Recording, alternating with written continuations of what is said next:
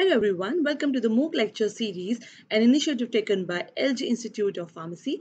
Myself, Tosha Pandya, Assistant Professor, Department of Pharmaceutical Technology. In this session, we're going to see about the microbiological spoilage. So what is microbial spoilage? It is the spoilage of the pharmaceutical products and drugs due to the changes in physical and chemical properties in such a way that the formulation of therapeutic agents get deteriorated and become unsuitable for use due to contamination by microbes. Okay, so these are the different examples of the microbial contamination which you can see. The several factors which affect the spoilage of pharmaceuticals can be classified into three main factors. You have physical, chemical, and the microbial factors. The physical factors like the heat, temperature, evaporation, etc.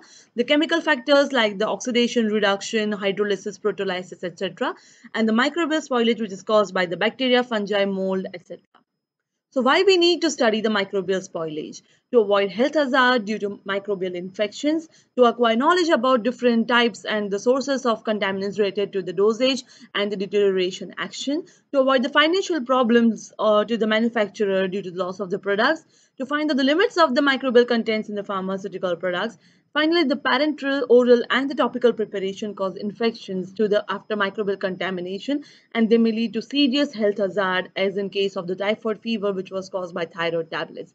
So all these factors sum up to the importance of studying the microbial spoilage. So these are the types of microbial spoilage which we have already seen. We'll see each one in detail with examples. So the physiochemical spoilage, the example is a layer of the molds over the syrup, tablet, etc. The surface decoloration of tablets containing biological product by Pseudomonas species, the production of carbon dioxide in syrup by Aspergillus species, etc. The example of physical spoilage is the microbial cells causing hydrolysis of the oil phase and rendering the emulsion unstable. The chemical spoilage, the aspirin which is degraded with the Bacillus species, the penicillin degraded by beta-lactamase, example of the chemical spoilage. The biological spoilage example is the growth of fungi and mold, specifically on the formulation containing talc, starch, and the kaolin. So now it is very important to know the factors affecting the microbial spoilage so that we can control them in order to prevent the microbial spoilage. So by understanding the influence of different environmental factors on the microorganism, it may be possible to manipulate the formulations to create conditions which are unfavorable as possible for the microbial growth within the limitations of patient acceptability and therapeutic efficacy. So the first factor affecting the microbial spoilage is the size of contaminant inoculum. Higher is the size, higher will be the contamination.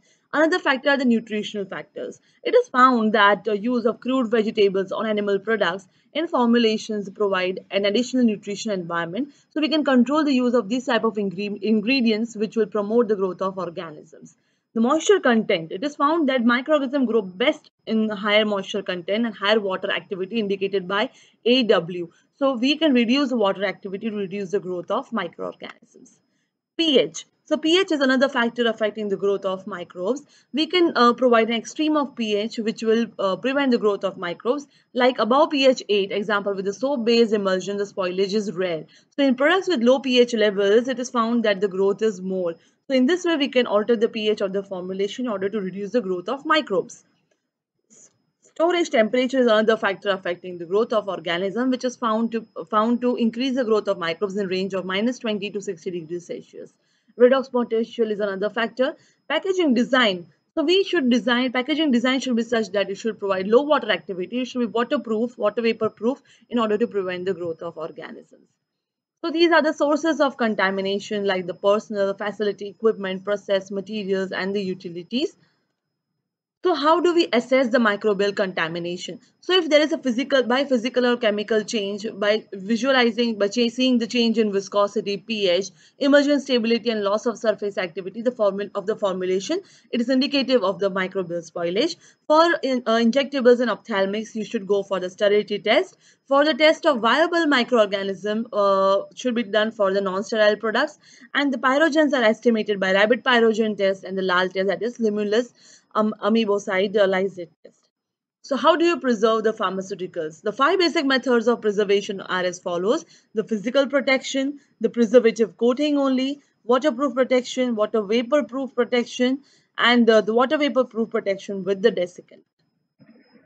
Please do like, share, and subscribe our YouTube channel Pharma Ignite, and do not forget to press the bell icon to get the regular notifications so that you do not miss out any of the topics in this chapter. Thank you.